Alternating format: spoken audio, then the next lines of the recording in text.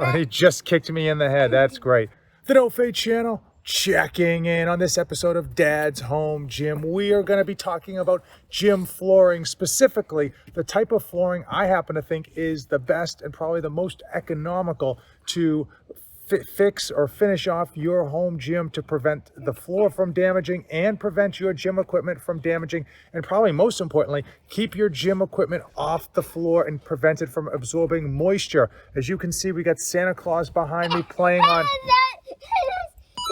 Oh, he just kicked me. So there are tons of types of gym flooring, but one of the best type I think happens to be horse stall mats. And I'm going to get into the cost, where you can pick them up, why I think they're the best, and all that good stuff. And then finally, you get to see me move these obnoxious monstrosities. If this is your first time to the channel, go ahead, hit that subscribe button down below. On this series, I simply review a piece of home gym equipment or accessory to help you decide if it's something that's going to benefit your home gym, if it's going to be worth your hard-earned money, ideally helping you not only making your home gym better, but making sure that you're actually putting it to use. So let's just talk about gym flooring. There are tons of gym flooring. The idea is to do twofold. Number one, protect your floor. Number two, protect your equipment. How does this protect your floor? It keeps you from dropping heavy metal weights on your floor. How does it protect your equipment? It keeps you from dropping your heavy metal weights onto a cement floor, and it keeps your weights off the floor,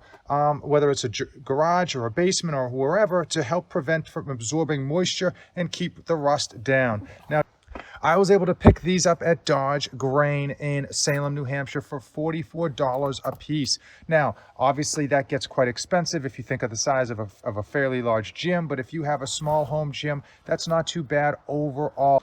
While $44 can be expensive, keep in mind these are going to last you literally a lifetime. And there's two sides. You're looking at the bottom. Now these little rivets here help allow for oxygen flow, and it allows a little bit of give when you drop weights on it or when you jump on this thing.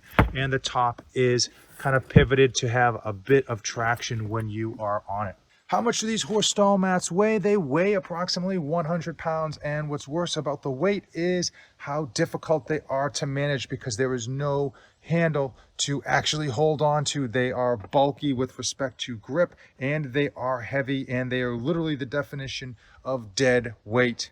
Now, the guys who put this in the van, they were real men. They just manhandled this thing. They grabbed it, folded it like a taco, shoved it in there.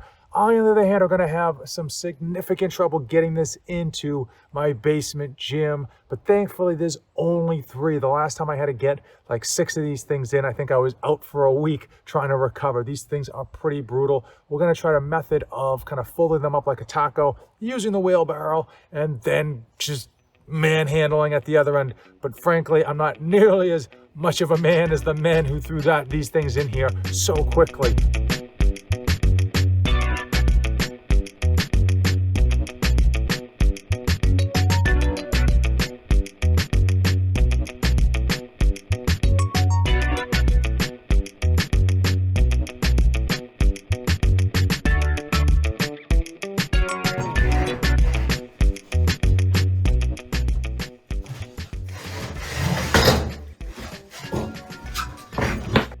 Before I go into a few more details regarding these floor mats, let me know what you think is actually going to go here, and I will put a photo of it at the end of this video. So let's get into some of the details. Obviously, there is going to be a seam wherever these two meet. A lot of people will tape it with like a really strong duct tape or Gorilla Tape because they don't like the seam.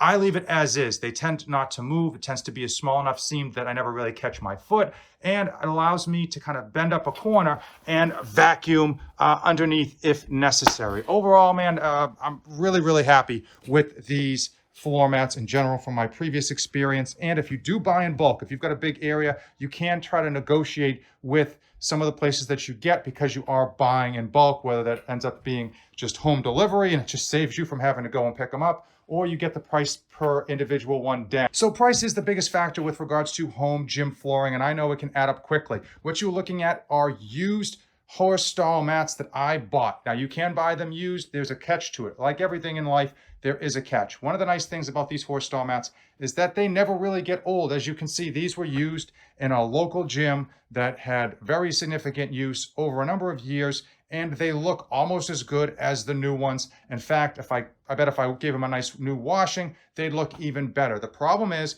I was able to get these at 50% price, which I think is a great value, and I think that is the purchase price like deadline, over and under. If you have to pay over 50% of the original price, I wouldn't bother getting used. The reason is, when you get them used, you've got to clean them really good. I spent over 2 days cleaning them. You can't just clean the tops, you've got to clean the bottoms, because the bottoms are filthy as well, just from use, especially if they were actually in a horse stall or in a gym. I put in a number of hours cleaning these and some serious chemicals and elbow work. And because these things are so heavy, you then have to flip them, dry them, flip them again. It ends up being a lot of work. So if you're going to be paying over that 50% mark, I certainly think to skip it. Now, as far as the seams, as I mentioned, again, I don't mind having these seams, and I will regularly from time to time, probably once a month, actually just flip these up a little bit, run the vacuum through, and clear up all the little like debris and detritus that's stacked up through it. But as you can see, these are pretty old,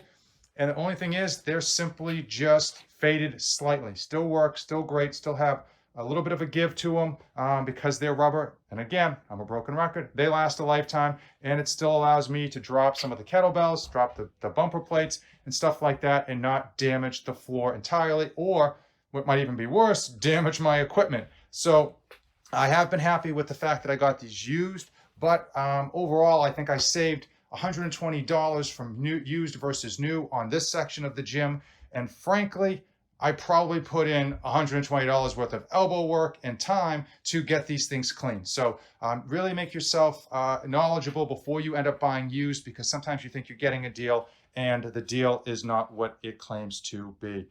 Hopefully you found this video of Dad's Gym informative. Hit the subscribe button, hit the like button, and of course, if you made it this far in the video, drop a comment with any questions you might have regarding home gym flooring, cost, or any other home gym question you have. Just let me know you checked in. I love to know who's coming by and watching these videos. Stay tuned. A lot more home gym, as you can imagine, videos yet to come. Thanks for watching, and as usual, don't save anything for the trip back.